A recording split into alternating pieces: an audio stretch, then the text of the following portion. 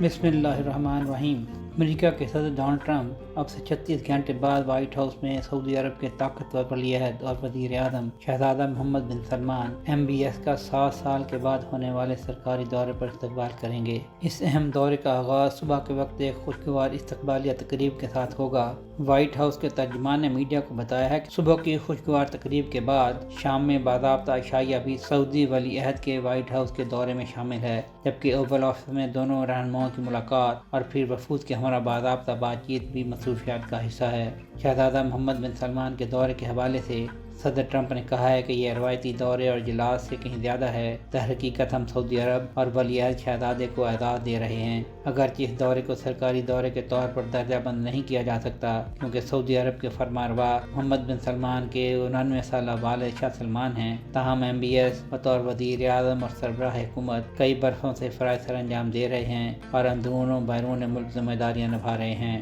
منگل کے روز ہونے والا محمد بن سلمان کا وائٹ ہاؤس کا دورہ 7 سال سے زیادہ عرصے کے بعد ان کا پہلا دورہ ہوگا، جس سے صدر ٹرمپ نے بڑی امیدیں وابستہ کر رکھی ہیں اور اس کے لیے پرنس محمد بن سلمان کے ساتھ قریبی تعلقات استوار کرنے کے لیے کام بھی کیا ہے۔ امریکی صدر چاہتے ہیں کہ سعودی عرب بھی ابراہیمی معاہدے کا حصہ بن کر اسرائیل کے ساتھ سفارتی تعلقات قائم کرنے کا فیصلہ کرے، جو سعودی پالیسی کے مطابق فلسطین کے 2 ریاستی حل کے بغیر تقریباً ناممکن ہے۔ اس کے باوجود صدر ٹرمپ کا کہنا ہے کہ مجھے امید ہے کہ سعودی عرب جلد ہی ابراہیمی معاہدہ میں شامل ہونے جا رہا ہے۔ توقع کی جا رہی ہے کہ منگل کے دورے کے ساتھ ہی امریکہ سعودی عرب تعلقات میں ٹوٹ پھوٹ کی تمام علامات ختم ہو جائیں گی اور دونوں ملک ماضی کی طرح ایک مرتبہ پھر سفارتی اور دفاعی شعبوں میں نئی منزلوں کی جانب رواں ہوں گے۔ ذرائع کا کہنا ہے کہ سعودی ولی عہد کے اس اہم دورے میں، جہاں سعودی عرب کو جدید F-35 طیاروں کی فروخت سمیت جدید میزائلوں اور دیگر ہتھیاروں کی فروخت کے معاملات کو حتمی شکل دی جائے گی، ساتھ ہی سعودی عرب بدھ کے روز واشنگٹن میں ایک بڑی سرمایہ کاری کانفرنس بھی منعقد کرے گا۔